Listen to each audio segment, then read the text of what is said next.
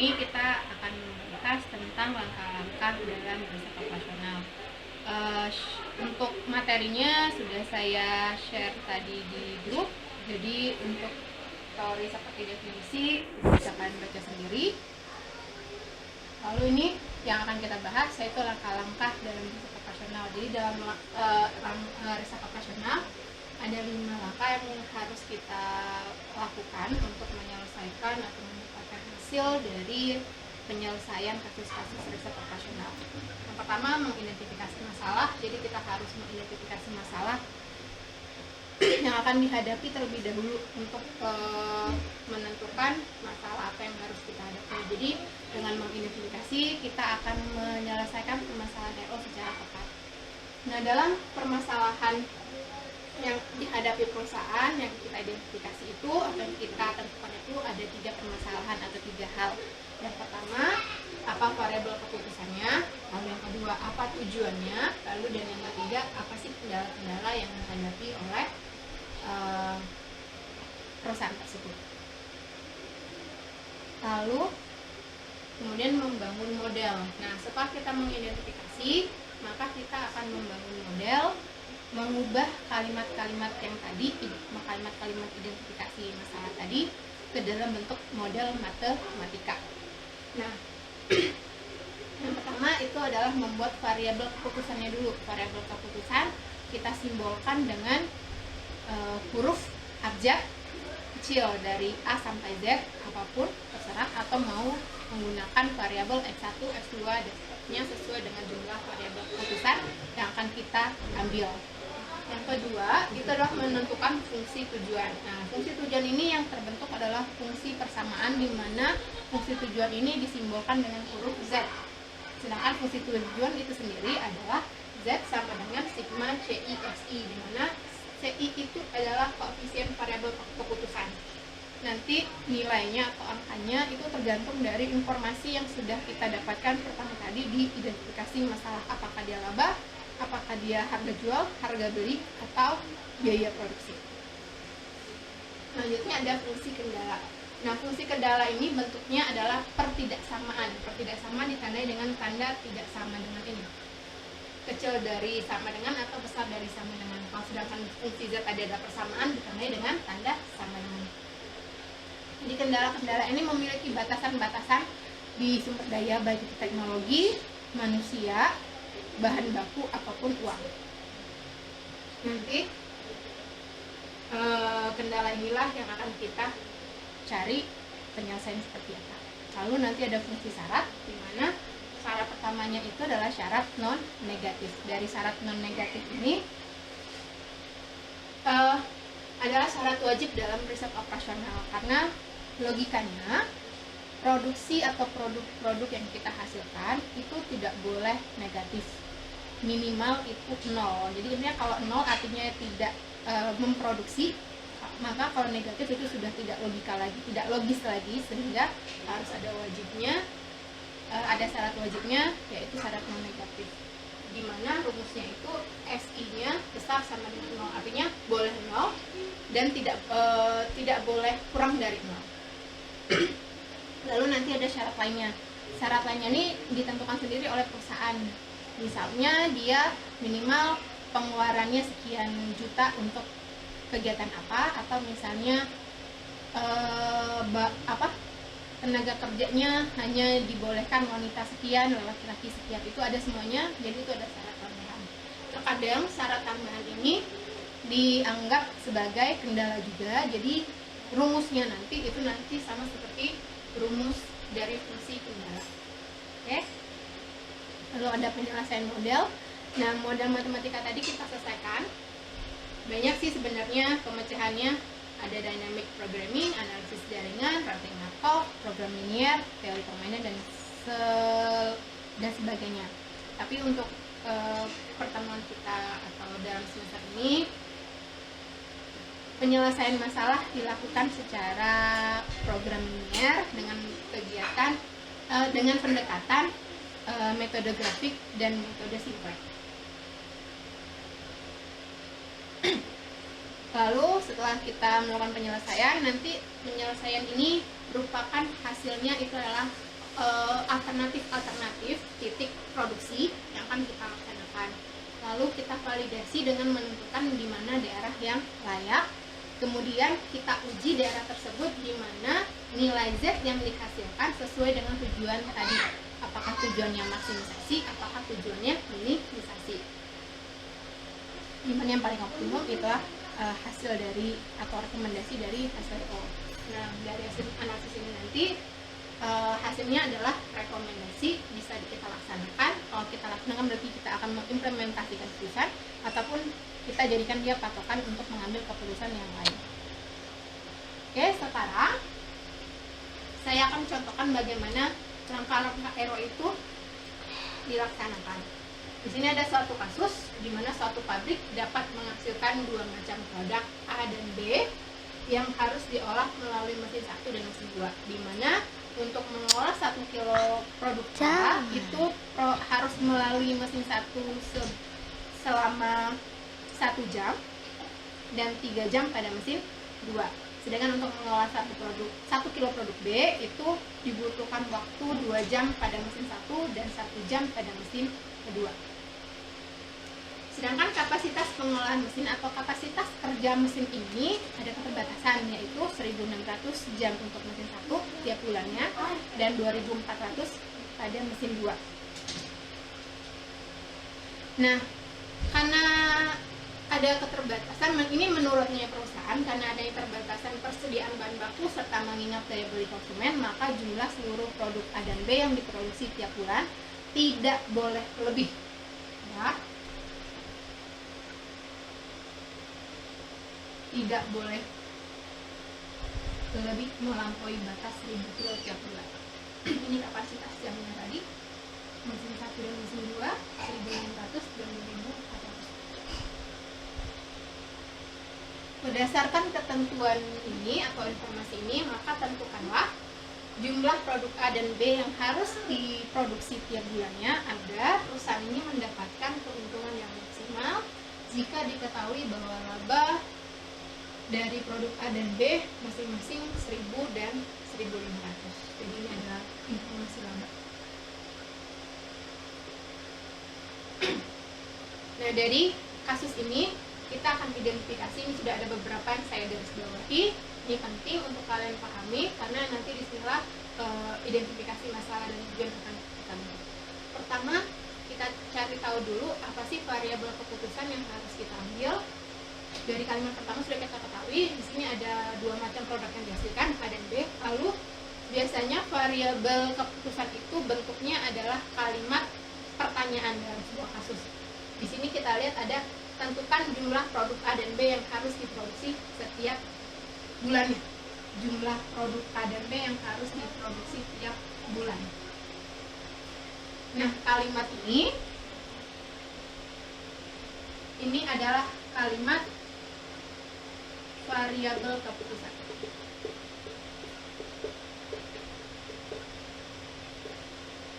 Oke, adalah variabel keputusan. Lalu dalam proses produksinya dia melalui mesin jenis 1 dan mesin jenis 2. Di sini ada informasi bagaimana pengolahannya dan ini ada kapasitasnya. Jadi 3 informasi ini merupakan informasi dari kendala.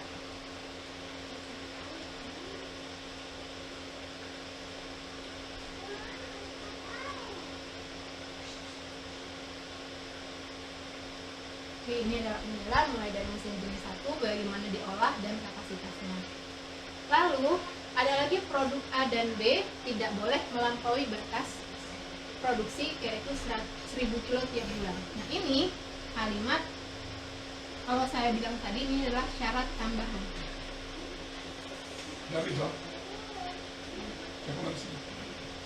Lalu di sini ada informasi laba. Nah, laba ini sebenarnya kalimat di sini ada mencapai keuntungan maksimal. Ini juga merupakan informasi untuk fungsi tujuan.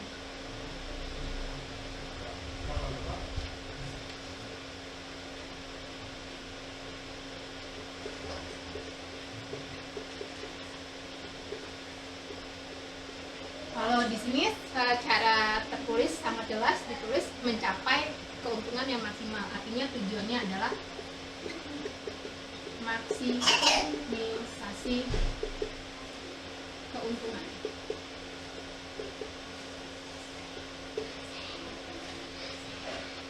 Nah, sebenarnya tidak semua kasus akan menuliskan kalimat seperti ini, mencapai keuntungan maksimal, tidak semuanya. Jadi biasanya kita juga bisa mengidentifikasi apakah tujuan perusahaan ini maksimisasi atau bukan dari informasi selanjutnya. Informasi di sini ada laba. Nah, laba ini menentukan tujuan. Jadi kalau ada informasi laba berarti tujuan dari perusahaan ini adalah maksimisasi keuntungan. Tapi selain laba juga bisa diganti dengan informasi harga jual.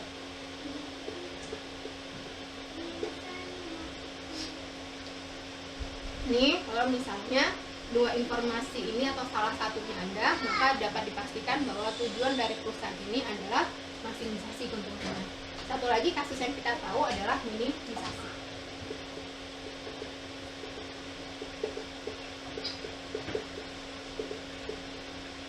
Nah, untuk kasus minimisasi biaya, informasi yang ada itu bukan laba harga jual, tapi biasanya biaya produksi,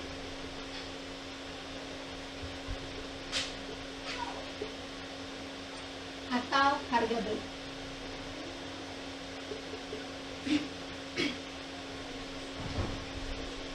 Jadi informasi ini yang harus ada. Jadi tidak semuanya kalimat dalam suatu kasus secara gamblang menuliskan untuk mencapai keuntungan yang maksimal. Nah, selanjutnya lagi informasi yang harus ada di ini yang kita cari itu merupakan informasi data yang memiliki satuan yang jelas. Jadi misalnya dan satuannya itu adalah per satu satuan unit. Jadi kayak ini mengolah 1 kilo produk, berarti produk itu satu satuan unitnya adalah 1 kilo. Ini juga tiap kilo, laba tiap kilo.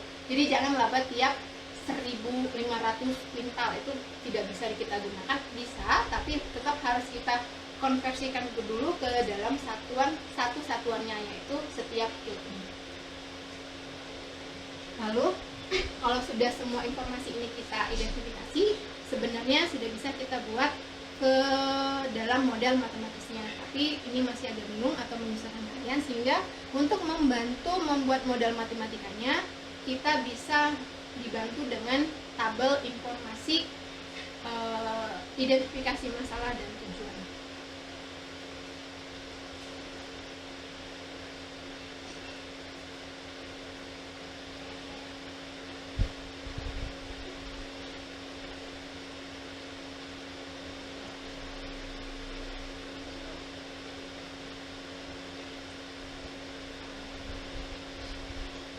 Nah, tabel ini sebenarnya adalah memindahkan informasi-informasi yang didapat dalam kasus ini ke dalam bentuk tabel. Jadi kita tahu tadi di sini ada dua produk, yaitu produk A dan B. Lalu mengalami proses produksi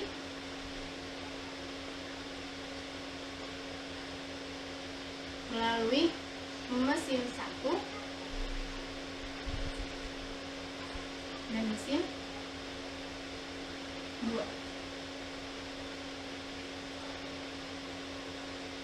Ini ada mesin 1 dan mesin 2.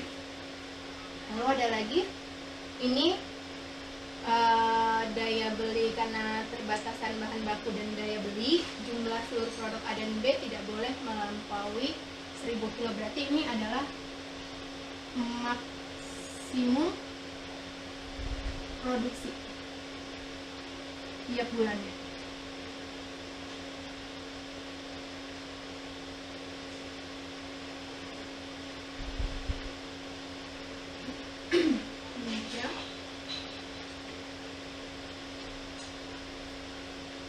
Lalu di sini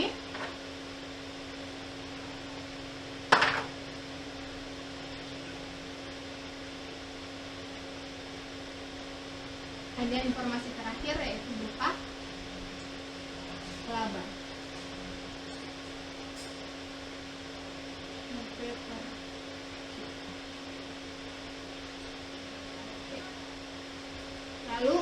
proses produksi dengan mesin ini ada kapasitas kerja mesin.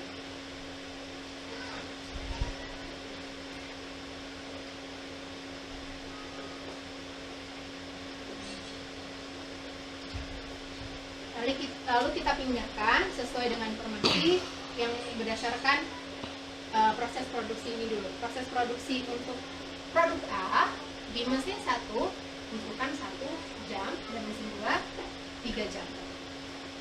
Sedangkan produk B, untuk mengolah satu produk B membutuhkan 2 jam. Ini tadi produk A, 1 jam mesin 1 dan 3 jam mesin 2. Produk B 2 jam pada mesin 1 dan 1 jam pada mesin 2.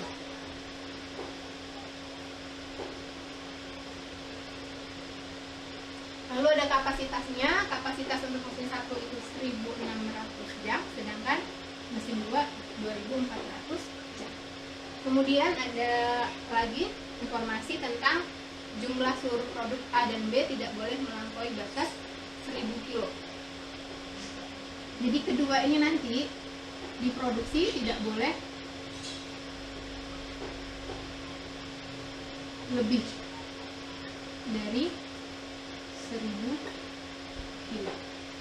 Lalu ada informasi laba. Labanya 1000 dan 1500. Untuk produk A 1000, produk B 1500. Nah, kalau sudah kita pindahkan semua informasi dalam tabel, maka bisa kita buat dia sebagai model matematika. Bagaimana caranya? Ini nggak perlu dikasih. Oke, yang pertama itu adalah membuat fungsi tujuan.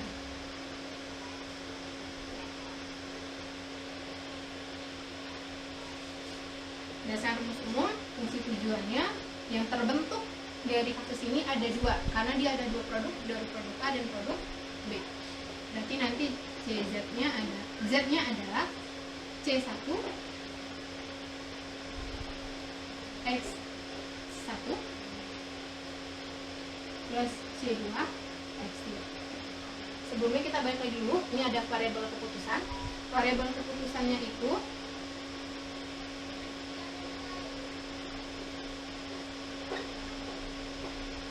jumlah produk A yang diproduksi. Yang kedua,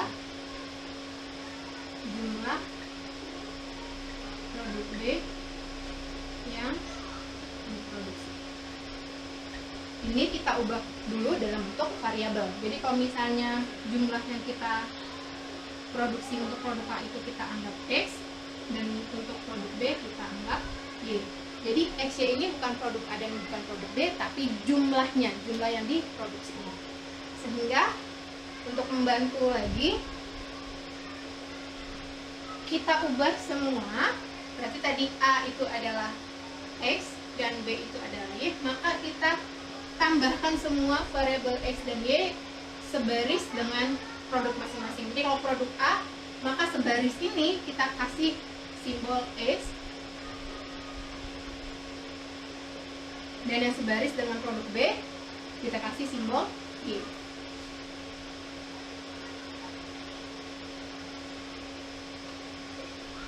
Sehingga fungsi tujuannya kita bisa lihat dari kolom laba, karena laba itu menentukan atau menunjukkan tujuan dari perusahaan. Laba itu menunjukkan tujuan dari perusahaan. Sehingga kolom ini kolom yang berkaitan dengan fungsi tujuan. Maka C-nya itu adalah yang 1000 ini. X-nya, X1-nya adalah X dan X2-nya adalah Y. Jadi Z sama dengan 1000X plus 1500 Y. Yang kedua itu adalah fungsi kendala. Fungsi kendala yang sini yang terbentuk itu ada 2, karena yang sumber daya yang kita identifikasi tadi ada 2, yaitu mesin 1 dan mesin 2. Nah, ini adalah fungsi kendala.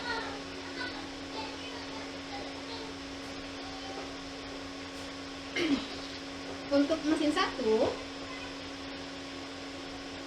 maka pertidaksamaan atau fungsi pertidaksamaan akan terbentuk, kita lihat dari mesin 1 aja. Satu kolom ini yang mesin 1.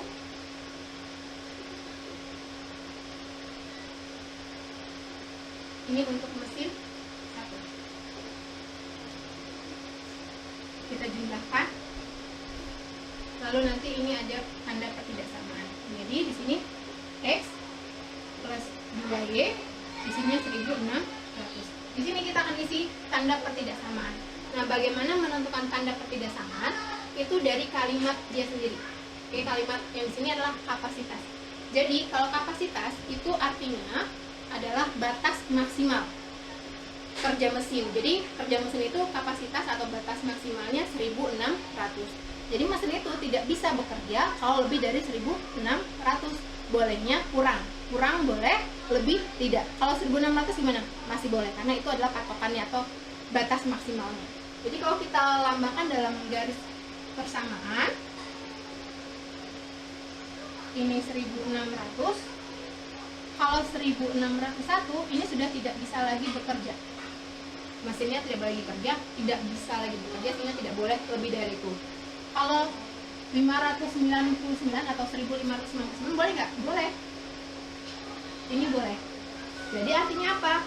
Jadi batas kerjanya itu tandanya adalah kecil boleh atau sama dengan. Jadi dia tuh kecil sama dengan 1600, mentoknya di 1600 karena batasnya di sini.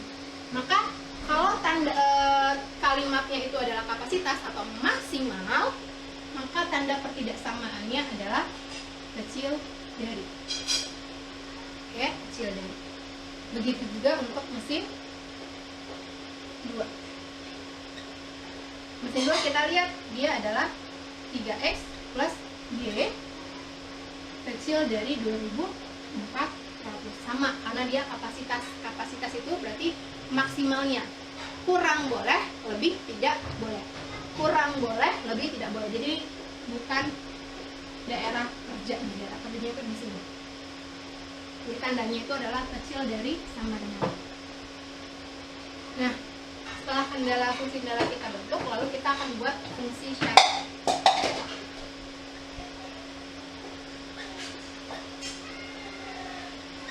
Fungsi syarat yang pertama adalah syarat nol negatif, maka X besar sama dengan 0, artinya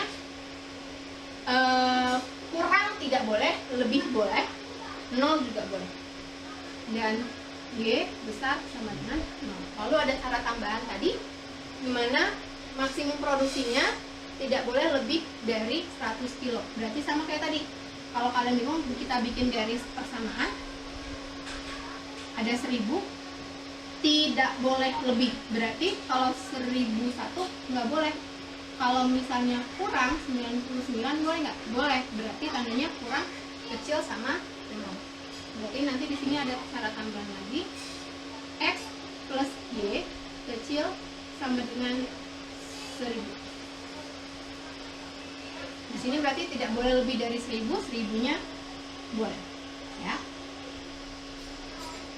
Nah, inilah model matematika. Jadi bagaimana cara kita mengidentifikasi, lalu membuat tabelnya dan membuat model matematikanya. Yang harus kalian pahamin adalah kalimat matematika itu kita harus maknai dengan tanda pertidaksamaan, yang itu agak sulit. Jadi kita harus paham kalau misalnya tidak boleh lebih, berarti di sini tandanya akan menjadi kurang dari. Ya. Nanti beda pada saat kasus